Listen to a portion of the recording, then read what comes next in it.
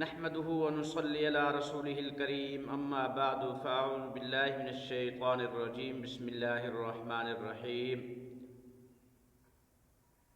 قال إني جاعلك للناس إماما وقال النبي صلى الله تعالى عليه وسلم الدين كله أدب أو كما قال عليه الصلاة والسلام۔ انتہائی واجب الاحترام قابل صد و تکریم معزز سامعین و ناظرین، اس وقت آپ دیکھ رہے ہیں کیفی آفیشیل علوم القرآن یوٹیوب چینل اور میں آپ کی خدمت میں حاضر ہوں قاری محمد نعمان کیفی۔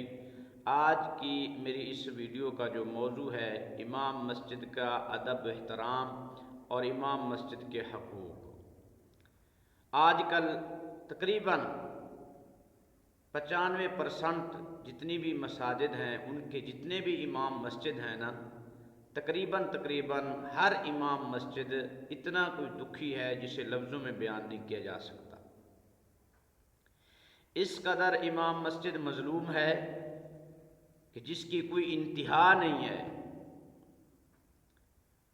دنیا کائنات میں جتنے بھی مظلوم ترین طبقے کے لوگ ہیں، اگر ان کا مقابلہ کیا جائے مظلومیت کے ساتھ افراد کے ساتھ، تو جہاں تک میرا نتیجہ ہے کہ امام مسجد مظلومیت میں سب سے پہلے نمبر پر۔ وہ لوگ جن کو امام مسجد کے حقوق کا ذرا برابر فرق نہیں ہے، اگر امام مسجد کی ماہانہ روٹین ہے انہوں نے ماہانہ روٹین نہیں دینی، تعاون نہیں کرنا۔ امام مسجد کی ہفتہ وار کوئی روٹین بنی ہوئی ہے مسجد کی طرف سے، اہل مسجد کی طرف سے، تاکہ امام مسجد کو سہولت ہو، اس میں بھی انہوں نے اپنا کردار ادا نہیں کرنا۔ اگر امام مسجد کی سہولت کے لیے کوئی سالانہ ترتیب بنی ہوئی ہے اس میں بھی ان لوگوں کا کوئی خاص کردار نہیں۔ لیکن جس وقت مولوی کو نکالنا ہوگا نا، وہی لوگ سب سے آگے ہوں گے جو امام مسجد کے ساتھ ذرا بھر بھی تعاون نہیں کرتے۔ اور اہل علاقہ کی آنکھوں پہ بھی پٹی ہے کہ وہ بھی انہی لوگوں کو پیشوا مقتدا سربراہ بناتے ہیں کہ جنہیں امام مسجد کے حقوق کا ذرا بھر بھی علم نہیں ہے۔ جو امام مسجد سے بدتمیزی کرنے میں، الجھنے میں، جھگڑا کرنے میں سب سے آگے نمبر پر ہوں، وہی لوگ مسجد کے سربراہ ہوتے ہیں۔ خدا را کچھ خوف کریں، احساس کریں۔ امام مسجد وہ بھی دنیا میں رہ رہا ہے، اس نے بھی کھانا ہے، اس نے بھی پینا ہے، اس کے بھی بچے ہیں، اس کے بھی اخراجات ہیں، اس کی بھی ضروریات ہیں۔ دنیا کا مظلوم ترین طبقے کا مظلوم ترین شخص جو ہے وہ امام مسجد ہے۔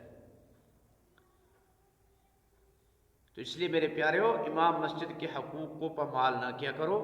لوگ کیا کہتے ہیں، وہ جی ہمارا مولوی تہجد نہیں پڑھتا، ہمارا مولوی، ہم آتے ہیں مسجد میں قرآن کی تلاوت نہیں کرتا، اس کا حق بنتا ہے وہ تلاوت کرے، اس کا حق بنتا ہے وہ تہجد پڑھے، ہمارے آنے سے پہلے مسجد میں آئے۔ مقتدی پہلے آئیں، امام مسجد میں بعد میں آئے۔ اور اس کی بہترین دلیل آپ کو دینے لگا ہوں۔ صحابہ کرام رضی اللہ ترجمعین کو دیکھ لیجئے، ہمیشہ صحابہ کرام جو کہ حضور پاک علیہ السلام کے مقتدی تھے، پہلے موجود ہوتے تھے، سرکار دو عالم صلی اللہ تعالی وسلم تشریف لے آتے، حضور پاک علیہ السلام نماز پڑھاتے، صحابہ کرام اقتداء کرتے۔ کبھی بھی کسی ایک صحابی نے نہیں فرمایا یا رسول اللہ آج آپ لیٹ کیوں آئے ہیں۔ جہل قسم کے لوگ، گھٹیا قسم کے لوگ، جن کو 2 ٹائم کے گھر سے عزت کی روٹی نہیں ملتی، وہی مولوی پہ کیچڑ اچھالتے ہیں۔ جو گھر سے لڑائی کر کے آتے ہیں، گھر سے جھگڑا کر کے آتے ہیں، بچوں سے الجھ کے آتے ہیں، وہ سارا غصہ آ کے امام مسجد پہ نکال دیتے ہیں۔ تو میں بات یہ کر رہا تھا، حضور پاک علیہ السلام بعد میں تشریف لے آتے، صحابہ کرام پہلے موجود ہوتے۔ اور سب سے بڑی دلیل کہ حضور پاک علیہ السلام جب معراج پر تشریف لے گئے تو وہاں پر کل انبیاء جو تھے حضور کے مقتدی تھے اور حضور ان کے مقتدا پیشوا تھے، سارے صحابہ کرام پہلے موجود تھے، سارے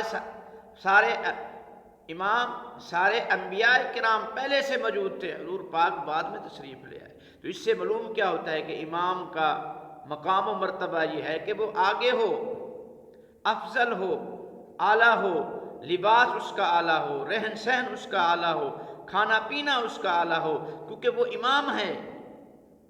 اور آج ہم ایک امام مسجد کو دیکھ لیں کہ اس نے ہاتھ میں گھڑی پہنی ہوئی ہے، اس پہ اعتراض، اس نے کاٹن کے کپڑے پہن لیے، اس پہ اعتراض، اس نے موٹر سائیکل لے لیا، اس پہ اعتراض۔ اگر وہ اپنے بچوں کے مستقبل کے لیے کوئی ایک 3 مرلے کا 5 مرلے کا جو ہے نا کیا لے لے پلاٹ لے لے تو مقتدیوں کی نیندیں اڑ جاتی ہیں۔ میرے ظالمو، تم تو جب اس کو نکالتے ہو تم کہتے ہو کہ صبح صبح اپنا سامان اٹھائے، وہ کہاں کہاں سامان اٹھاتا پھرے گا؟ اس لیے تمہاری ذلت سے بچنے کے لیے، اپنا مستقبل سنوارنے کے لیے، اپنے بچوں کا مستقبل سنوارنے کے لیے اگر اس نے اپنی ذاتی ملکیت خرید کر لی، تمہیں اس پہ کیا تکلیف ہے؟ ڈپٹیاں لگاتے ہوئے، قانون بناتے ہوئے تمہارے قانون ختم نہیں ہوتے۔ امام مسجد میں یہ کرے، یہ کرے، وہ کرے، فلاں کرے، یہ ایسا، ٹھیک ہے۔ اس کے جب حقوق کی باری آتی ہے، کوئی ادھر منہ کر جاتا ہے، کوئی ادھر منہ کر جاتا ہے۔ جب امام مسجد کے حقوق ادا کرنے ہو پھر یہ لوگ اتفاق نہیں کرتے۔ اتفاق اس وقت کرتے ہیں جب مولوی کو نکالنا ہو۔ تو خدا را، آج آپ کے بچے کے کان میں اذان دی جا رہی ہے، جنازے پڑھائے جا رہے ہیں، 5 وقت کی نماز ہو رہی ہے، جمعۃ المبارک کی جماعت ہو رہی ہے، مسجد میں ماشاءاللہ کام ہو رہا ہے، یہ سب امام مسجد کی فکر اور اس کی برکت کی وجہ سے ہے۔ تو اس لیے اپنے امام مسجد کی قدر کریں اگر اپنی نمازیں باقی رکھنی ہیں۔ امام مسجد کی غیبت کرو گے ساری نمازیں ضائع ہو جائیں گی، کیا فائدہ ان نمازوں کا، کیا فائدہ ان تہجدوں کا؟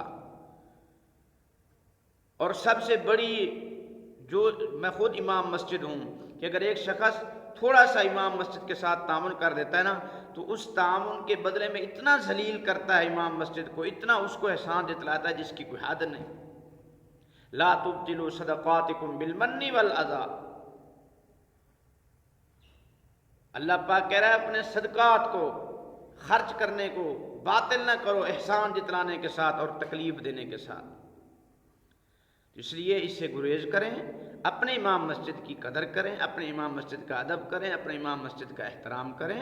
وہ مصلی رسول کا وارث ہے، مصلی رسول کا جانشین ہے، مصلی رسول کا وہ نائب ہے، تم سے کافی حصے بہتر ہے۔ تمہیں 2 صورتیں یاد نہیں ہیں، دعا قنوت تمہیں آتی نہیں، جنازے کی دعائیں تمہیں آتی نہیں، اس کے سینے میں پورا قرآن ہے، تم اس کا مقابلہ کرتے ہو؟ شرم کرو، حیا کرو، ٹھیک ہے؟ اللہ تعالیٰ عمل کی توفیق عطا فرمائے۔